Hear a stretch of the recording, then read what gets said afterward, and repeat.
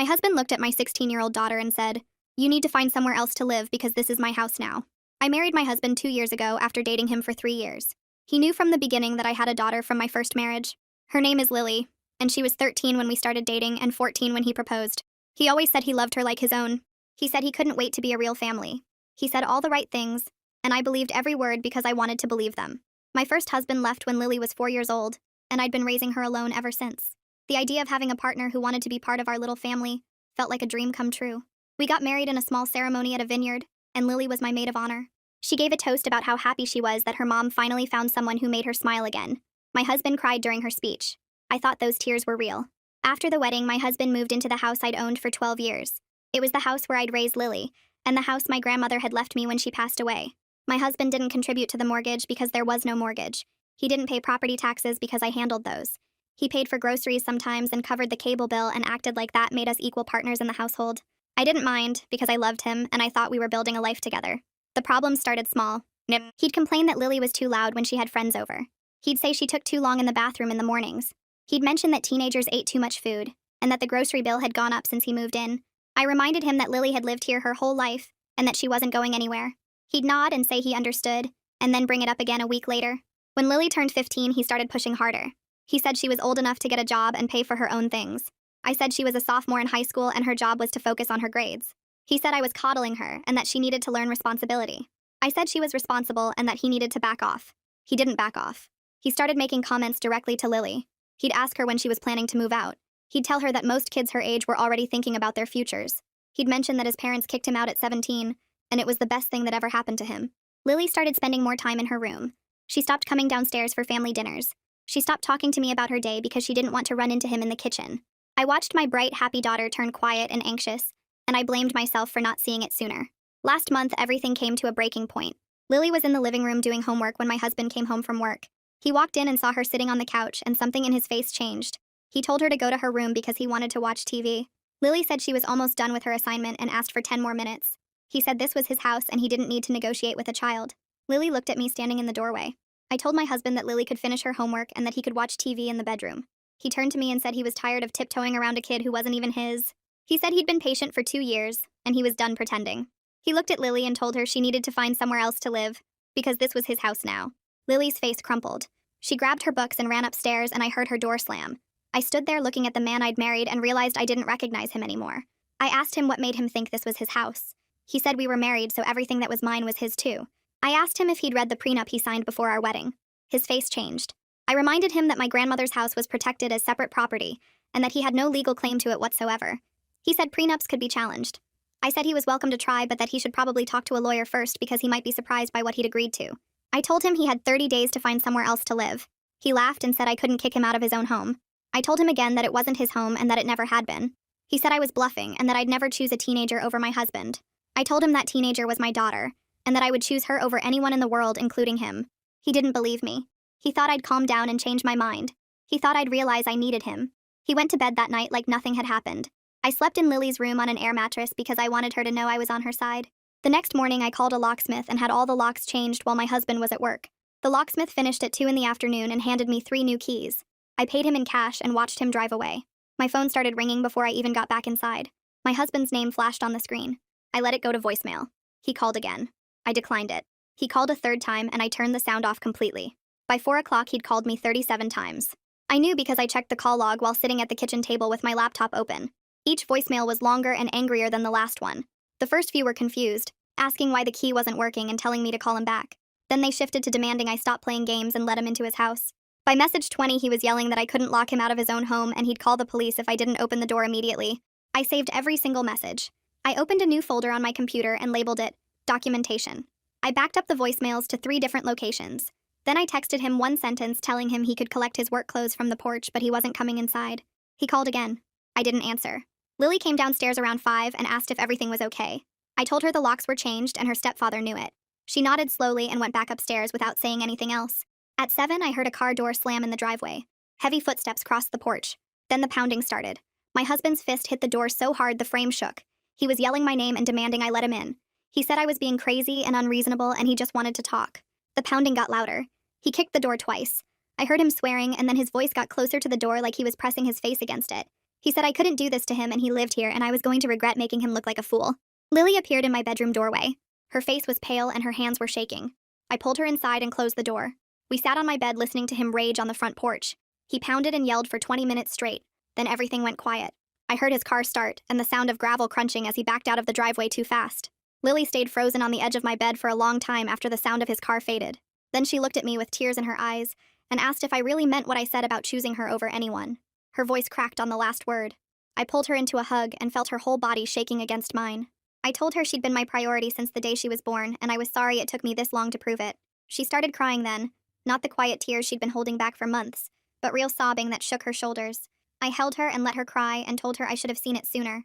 She cried for what felt like hours but was probably only 15 minutes. When she finally pulled back, her face was blotchy and her eyes were red, but she looked lighter somehow. We stayed up until past midnight talking. She told me about all the small things I hadn't noticed. How he'd sigh dramatically whenever she spoke at dinner. How he'd forget to save her leftovers when I worked late, even though he always saved some for himself. How he'd turn the TV volume up when she was trying to study in the living room. How he'd make comments about her eating too much or taking too long in the bathroom or leaving her stuff around his house. Every story she shared made my chest hurt worse. I kept apologizing and she kept saying it wasn't my fault, but we both knew I should have protected her better. Over the next 3 days, my husband switched tactics completely. The angry calls stopped and the texts started. Long paragraphs about how he'd overreacted and he loved our family, and he was willing to go to counseling. He said Lily had misunderstood his intentions, and he was just trying to teach her responsibility like any good parent would. He said he'd been stressed at work and took it out on us, but he was going to do better. He said we could work through this if I'd just give him a chance. Each message was carefully worded and reasonable sounding. I read them and recognized the pattern I'd been missing for 2 years. The way he was rewriting what happened. Making himself the victim of misunderstanding instead of the person who told a 16-year-old girl to leave her own home. Making his cruelty sound like tough love. Making my protection of my daughter sound like an overreaction. I responded once. I told him the 30-day notice stood and all further communication needed to be in writing through lawyers. He called immediately. I didn't answer. He sent 5 more texts that got progressively less reasonable. I saved all of them in my documentation folder. My friend Rachel had recommended a family law attorney named Victoria Morgan. I called her office on Monday morning and explained my situation to the receptionist. She squeezed me in for Thursday afternoon. Victoria's office was in a converted house downtown with hardwood floors and bookshelves covering every wall. She was maybe 50 with gray hair pulled back in a bun and sharp eyes that didn't miss anything. I sat across from her desk and handed her a copy of my prenup. She read through it carefully while I tried not to fidget. After 10 minutes, she looked up and told me my house was completely protected as separate property and my husband had no legal claim to it whatsoever. The relief that washed through me made my hands shake. She explained the separation and divorce process step by step. She warned me that my husband would likely escalate when he realized I was serious about ending the marriage. She asked if he'd ever been violent, and I said no, but he'd been emotionally abusive to my daughter. She helped me start documenting everything for a potential restraining order. When I walked out of her office an hour later, I felt scared, but also clear-headed for the first time since I'd said I do 2 years ago. My husband refused to look for a new place or pack any of his belongings. He acted like the 30-day notice was just me being dramatic, and I'd change my mind any day now. He was staying at his friend John's house, but he kept showing up at random times trying to talk sense into me. On day 12, I was making lunch when I heard a key in the lock. My blood went cold before I remembered I'd changed them. The door handle rattled. Then my husband's face appeared in the kitchen window. Lily was sitting at the table doing homework. She froze when she saw him. He tapped on the glass and gestured for me to let him in. I shook my head. He started talking through the window about how teenagers need tough love and structure, and I was doing Lily a disservice by coddling her. His voice was muffled, but I could hear every word. I walked over and physically positioned myself between the window and Lily. I told him to leave immediately. Something in my voice must have gotten through because he actually stopped talking. He stared at me for a long moment, and then walked back to his car without another word. My mother called me that evening. She said my husband had contacted her claiming I'd had some kind of breakdown and kicked him out for no reason. She suggested marriage counseling. She reminded me how hard it was to be a single parent, and how lonely I'd been before I met him. I felt the old guilt rising up in my chest, the fear that maybe I was overreacting, the worry that I was making a terrible mistake. Then I remembered Lily's crumpled face when he told her to leave. I told my mother she didn't have all the information, and I needed her to trust my judgment on this. She went quiet. Then she said she hoped I knew what I was doing and hung up. The conversation left me feeling shaky and uncertain. I called Rachel and told her what happened. She reminded me that my mother hadn't seen what I'd seen, and she didn't know how Lily had been suffering. That helped more than I expected.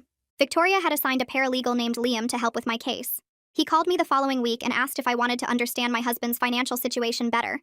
He said it might help explain why he was fighting so hard to stay in my house. I met Liam at a coffee shop near the courthouse. He was younger than I expected, maybe 30, with glasses and a laptop covered in legal aid stickers. He pulled up credit reports and bank statements he'd obtained through discovery requests. What he showed me made everything click into place. My husband had been living beyond his means for years. Credit card debt over $40,000. Car payments on a truck he couldn't afford. Personal loans he'd taken out to cover other loans. His salary was decent, but not enough to support his lifestyle and pay rent anywhere. My house had been subsidizing everything. I'd been providing free housing while he spent his entire paycheck on himself. The discovery made me feel vindicated, but also used. I realized he might have proposed partly because marrying me solved his money problems. Liam printed everything out for my records. I added it all to my documentation folder. 2 days later, I got a call from Lily's school. The counselor's name was Alina Hunt, and her voice was gentle but concerned. She told me that Lily had broken down crying during a college planning session when asked about her home life. Alina said she wished someone had reached out sooner because Lily had been showing signs of anxiety and depression all semester. My guilt crashed over me so hard I had to sit down. I'd been so focused on making my marriage work that I'd missed my own daughter falling apart right in front of me. Alina reassured me that recognizing the problem and taking action was what mattered now. She said Lily had mentioned that things were better at home recently, and she seemed relieved. That helped a little, but I still felt like I'd failed the one person who'd always depended on me. On day 31, I came home from work at 5:30. Lily had volleyball practice until 6, so the house should have been empty. But when I opened the door, I heard the TV on in the living room. My husband was sitting on the couch with his feet on my coffee table like he owned the place. My heart started racing. He looked up at me and said he still had a key, so technically he wasn't trespassing. I realized he must have made a copy before I changed the locks. He said I'd had my tantrum and now we needed to talk like adults about our marriage. His voice was calm, but his eyes were hard. I didn't say anything. I just turned around and walked back out to my car. I called Lily and told her to go to Rachel's house after practice. Then I called the police from my car and reported that my separated husband had broken into my home. 2 officers showed up within 20 minutes. I waited in my car until they arrived. They went inside and I heard raised voices. My husband came out 10 minutes later with the officers behind him. He glared at me as he walked past my car. One of the officers came over and took my statement. She asked if I wanted to press charges. I said yes. She gave me a case number and told me to contact a lawyer about a restraining order. After they left, I sat in my driveway for another hour before I felt steady enough to go inside. The next morning, I called Victoria. She said she'd been expecting this. We filed for a restraining order that afternoon. The court hearing was scheduled for 5 days later. Victoria spent 3 hours preparing me for what to expect. I had to write down every threatening message, every boundary violation, every time Lily had felt unsafe in her own home. Putting it all in writing made the pattern impossible to deny. But I was scared the judge wouldn't take it seriously enough because my husband had never actually hit anyone. Victoria said emotional abuse and harassment were valid grounds for protection orders. She said judges were getting better at recognizing patterns of control and intimidation. I wanted to believe her, but my hands wouldn't stop shaking as I signed all the paperwork. The restraining order paperwork sat in my email inbox for 2 days before my husband found out about it. I don't know how he got the information so fast, but he must have been checking court records or maybe his lawyer told him. Within hours of the filing becoming public, my phone started buzzing with messages from people I hadn't talked to in months. The first one came from Sarah, a friend from my book club who I'd gotten close to during the early days of my marriage. She sent a long text about how shocked she was to hear what was happening, and how she always thought we were such a happy couple. She asked if we could talk because she wanted to understand my side of things. I called her that evening and tried to explain the situation without going into too much detail about Lily's experiences. Sarah kept interrupting to say that marriage was hard and that everyone went through rough patches. She said her own husband had said some harsh things over the years, but they worked through it. I realized she wasn't actually listening to what I was telling her. She'd already decided I was overreacting before she even picked up the phone. 2 more friends reached out over the next week with similar messages. They'd talked to my husband, or heard his version from someone else, and they wanted to know why I was being so extreme. One of them actually used the word vindictive when she asked why I was trying to keep him away from his stepdaughter. I stopped responding after that because I knew anything I said would get twisted and shared with people who'd already made up their minds. My brother Jacob called on a Thursday night after he heard about the restraining order through our mother. He didn't ask for my side of the story or question my decisions. He just said he was proud of me for protecting Lily, and that he'd been worried about my husband for a while. I asked him what he meant, and he said there were little things he'd noticed at family gatherings. The way my husband would make comments about Lily's appearance or her friends or her grades. Jacob said he'd almost said something a few times but didn't want to overstep. I told him I wished he had. He reminded me that I probably wouldn't have listened back then because I was still trying to make the marriage work. He was right about that. Jacob told me that anyone who sided with my husband without asking questions wasn't really my friend anyway. He said real friends trusted your judgment and supported your choices even when they didn't understand all the details. That conversation helped more than he probably knew because I was starting to feel like maybe I was the problem. Losing those friendships hurt in a way I didn't expect. These were people I'd shared meals with and confided in and celebrated holidays alongside. Now they were treating me like I'd done something wrong by protecting my daughter. I kept thinking about all the times I'd supported them through their own problems without questioning their decisions. The double standard made me angry, but it also made me sad because it showed me how little they actually knew me. Lily came into my room one night about a week after the restraining order was filed. It was late, almost 11, and I was lying in bed staring at my phone trying to decide whether to respond to another concerned message from someone who clearly thought I was making a mistake. She knocked softly and asked if she could come in. I put the phone down and told her of course. She sat on the edge of my bed and picked at the comforter for a minute without saying anything. Then she looked at me and said she needed to tell me something she'd never told anyone before. My stomach dropped because I knew whatever came next was going to be bad. She started talking about the last 2 years and all the things my husband had done when I wasn't around. He told her she was the reason we couldn't take vacations because she cost too much money. He said it multiple times, always when I was at work or out running errands. He'd bring up how much cheaper life would be without a teenager in the house. Lily said she started feeling guilty every time I bought her new clothes or school supplies because she knew he was keeping track of every dollar spent on her. She told me about the nights when I worked late and my husband would make dinner for himself but forget to save her any.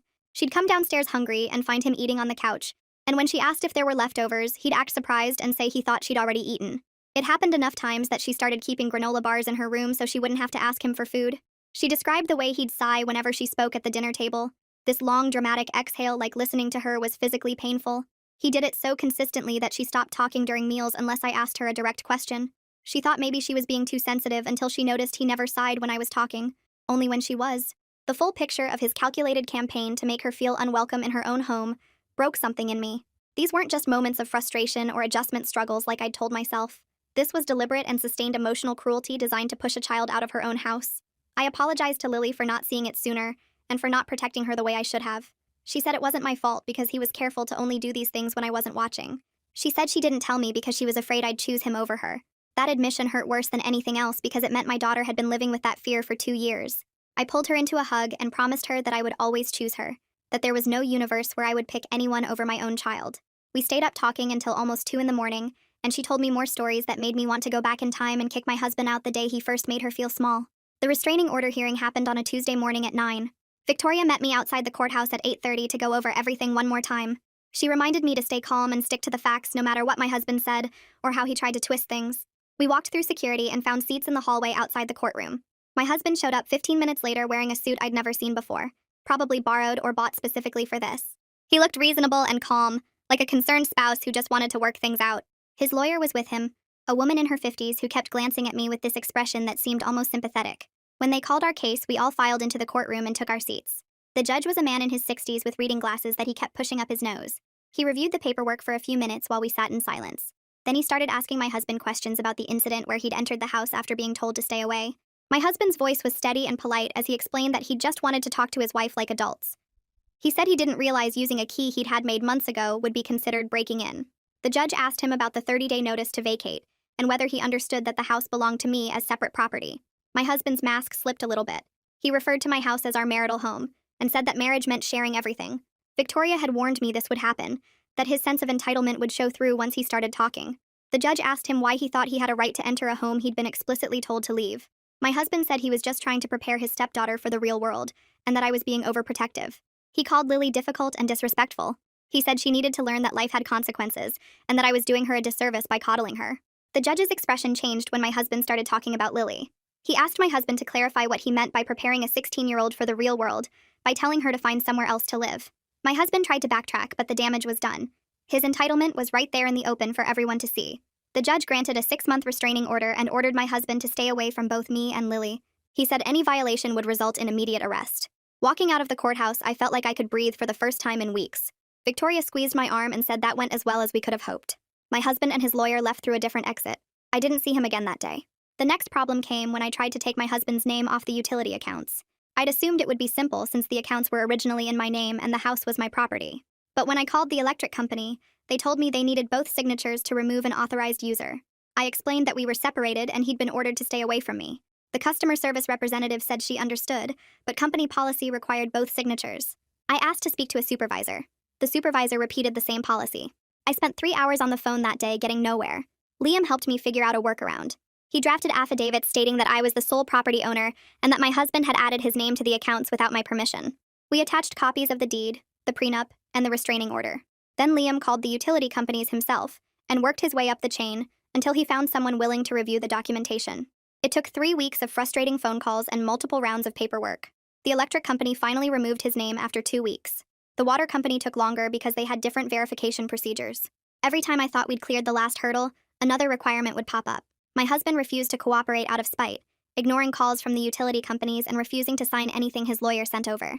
He was leaving bills in limbo, hoping it would force me to contact him directly. Liam warned me not to take the bait. He said my husband was looking for any excuse to claim I'd violated the restraining order or to reestablish communication. Eventually, we got everything straightened out, but it took way more time and energy than it should have. I reclaimed full control of my household utilities and had all the account numbers changed, so my husband couldn't access any information about my usage or billing. 2 weeks after the restraining order hearing, Victoria called to tell me my husband's lawyer had sent over a letter. I asked if it was about the divorce, and she said not exactly. She read it to me over the phone. The letter proposed that we pause the divorce proceedings and try separation counseling instead. It was full of therapy language about communication breakdowns and blended family challenges. It talked about the importance of working through difficulties rather than giving up on a marriage. It suggested that with professional help, we could find better ways to address our different parenting styles. The letter completely ignored everything my husband had done to Lily. It reframed his emotional abuse as a parenting disagreement. It made the whole situation sound like a misunderstanding that could be fixed with better communication. Victoria said this was a common tactic to delay proceedings and maintain control. She'd seen it dozens of times in cases like mine.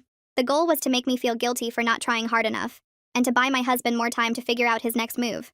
She asked if I wanted to consider the proposal. I told her absolutely not. I instructed her to proceed with the divorce filing immediately. She said she'd have the papers ready by the end of the week. True to her word, she served him the following week. I got a text from Victoria on a Wednesday afternoon saying the process server had delivered the papers to my husband at his work. I felt a strange mix of emotions when I read that message. Part of me was relieved that we were moving forward. Part of me was terrified of what came next. Filing for divorce made everything feel both real and final in a way that changing the locks and getting the restraining order hadn't. This was the official end of my marriage, documented in legal paperwork and court filings. My husband had 30 days to respond, and Victoria expected him to fight over property division, despite the prenup clearly protecting my assets. She said people like him didn't give up easily, even when they knew they had no legal ground to stand on. I spent that weekend going through wedding photos and cards.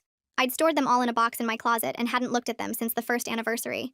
I sat on my bedroom floor and went through each photo, each card, each memento, from a day that was supposed to be the start of our future together.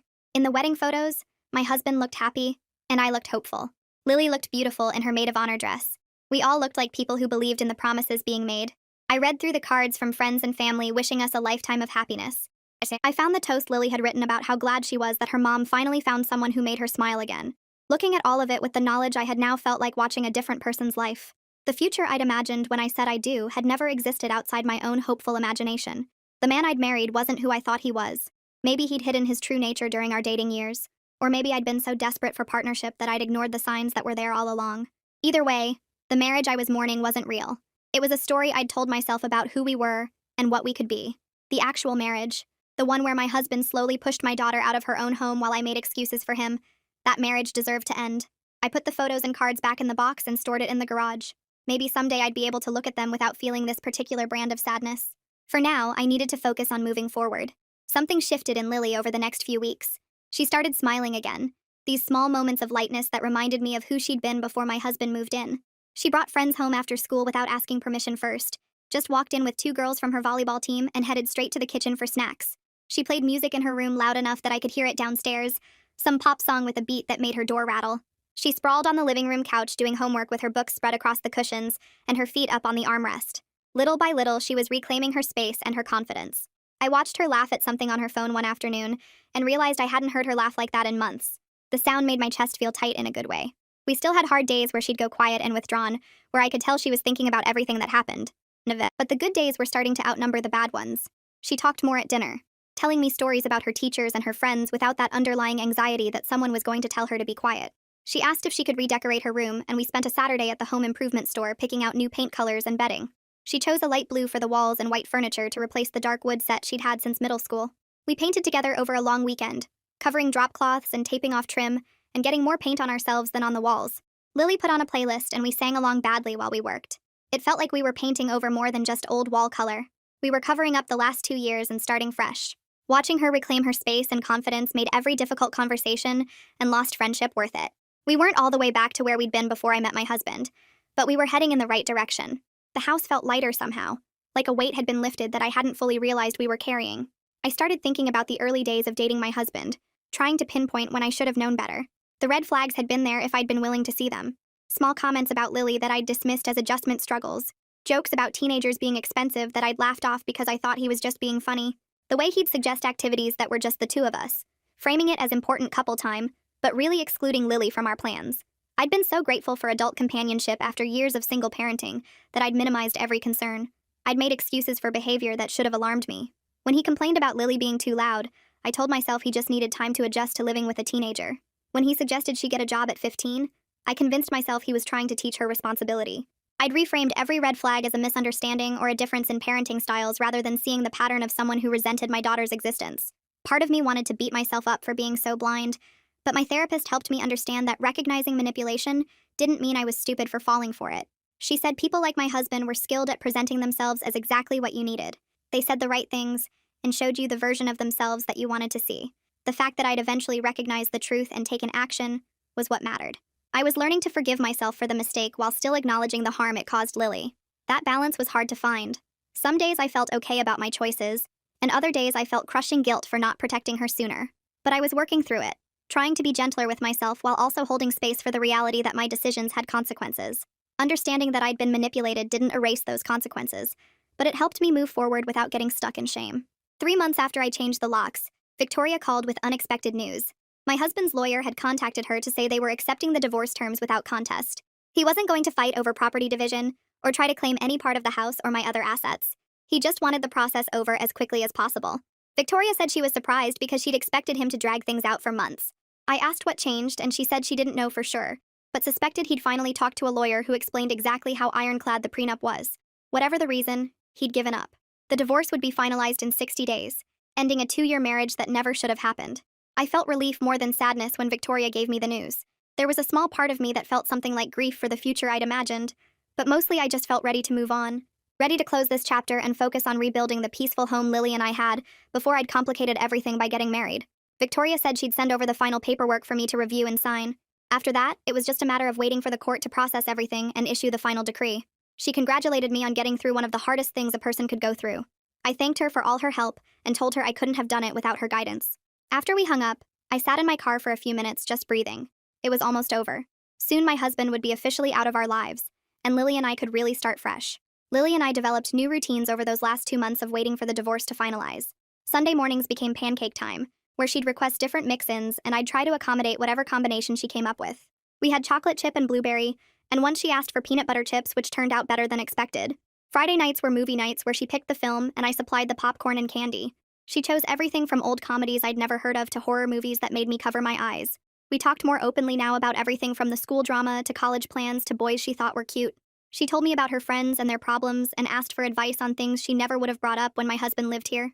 Our relationship wasn't magically perfect, because we still had disagreements about curfew and homework and cleaning her room. But there was trust again in a way there hadn't been for 2 years. She knew I would always choose her over anyone else. She knew this was her home and nobody was going to push her out of it. We were learning to be a family of 2 again, and it felt right in a way that the family of 3 never had. The house was peaceful, Lily was happy, I was healing, we were going to be okay. The divorce finalized on a Tuesday morning in late January. Victoria called me at work to say the judge had signed the papers and it was officially done. No dramatic courtroom scene or last-minute arguments. Just signatures on legal documents that ended a 2-year marriage. I thanked her for everything she'd done to help me through the process. She said I'd done the hard part by standing up for myself and my daughter. After we hung up, I sat at my desk staring at my computer screen for a few minutes, processing the fact that I was no longer married. The relief I felt was bigger than any sadness. That night, I picked Lily up from the school and told her we were going out to celebrate. She asked what we were celebrating, and I said our fresh start. We went to her favorite Italian restaurant and ordered too much food and talked about redecorating the living room now that we could make it feel like ours again. Lily wanted to paint one wall a dark blue color and hang string lights across the ceiling. We talked about planning a summer trip together, maybe driving up the coast and staying in little beach towns. Just the 2 of us exploring and making new memories. Life wasn't perfect, and I was still stressed about money and dealing with some hurt from everything that happened. But my daughter was happy and safe in her own home. That was everything that mattered to me. We were moving forward together as a family of 2. For the first time in 2 years, our house felt peaceful again,